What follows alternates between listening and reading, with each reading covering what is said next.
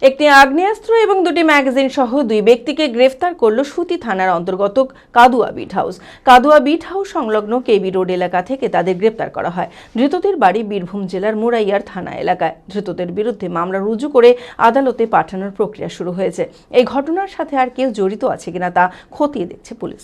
মানসিক স্বাস্থ্যের জন্য সবার আগে যে নামটি মনে ভেসে ওঠে, সুস্থ মনের ঠিকানা মনোবীক্ষণ। যোগাযোগ নাম্বার 7477799513।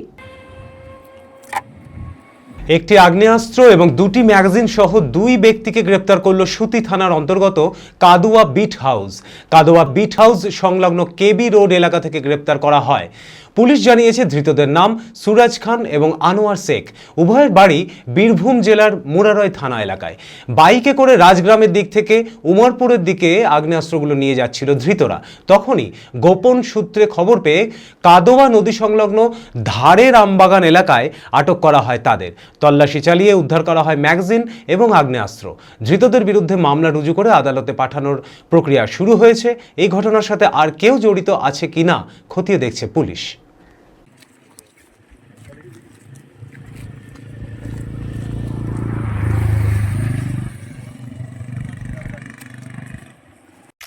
আমি আমার ফেভারিট, আমার মতো আর কেউ।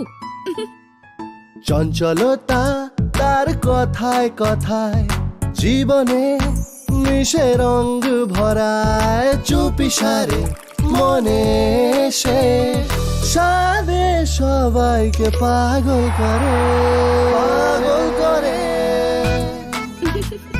আমারই মতো আমার নিজের পতাকা। पता का चा गजब का शाद।